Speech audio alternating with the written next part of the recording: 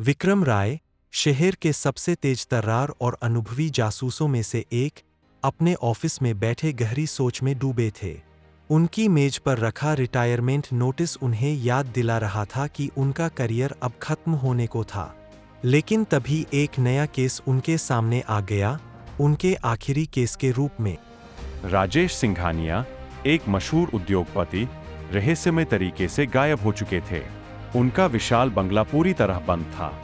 दरवाजे, खिड़कियां सब अंदर से लॉक थे, लेकिन सिंघानिया का कहीं कोई अतापता नहीं था। उनकी तस्वीर दीवार पर टंगी थी, मानो खुद ही अपने लापता होने का राज पूछ रही हो। विक्रम जब उनके कमरे में पहुंचे तो सब कुछ सामान्य लग रहा था। कुर्सियां सही जगह पर, बिस्तर करीने से लगा हुआ, अलमारी में कपड़े व्यवस्थित। लेकिन एक चीज चौंकाने वाली थी। वह कुर्सी, जिस पर आमतौर पर सिंघानिया बैठते थे, खाली थी। विक्रम ने कमरे का बारीकी से मुआयना किया।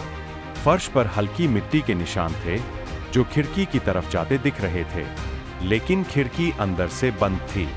ये कैसे हो सकता था? उन्होंने ध्यान से चारों ओर देखा और उनकी नजर किताबों की ऊंची अलमारी पर गई। वहां एक ताजा खरोंच का निशान था, मानो किसी ने उसे हिलाने की कोशिश की हो। विक्रम ने अपनी छड़ी से अलमारी को खटखटाया। एक जगह से खोखली आवाज आई। उन्होंने किताबें हटाईं और धीरे से अलमारी को धक्का दिया। वह सरक गई और उसके पीछे एक संकरा अंधेरा रास्ता दिखाई दिया। तो राज यहां छिपा है। विक्रम बुदबुदाए और अपनी टॉर्च जलाकर सुरंग में उतर गए। सिंघानिया का रहस्य। संकरी सुरंग के दूसरे छोर पर एक छोटा सा कमरा था। विक्रम ने उनकी नब्ज देखी। वह जिंदा थे, लेकिन बेहोशी की हालत में। तभी पीछे से आवाज आई, तुम यहां तक कैसे पहुंचे, विक्रम? विक्रम ने मुड़कर देखा। सामने कोई और नहीं, बल्कि सिंघानिया का सबसे करीबी दोस्त और बिजनेस पार्टनर अजय मेहरा खड़ा था। उसके चेहरे पर अपराधबोध झलक रहा था।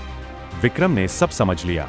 अजय ने ही सिंघानिया को धोखे से इस गुप्त कमरे में बंद किया था, ताकि वह उसकी जायदाद और बिजनेस पर कब्जा जमा सके।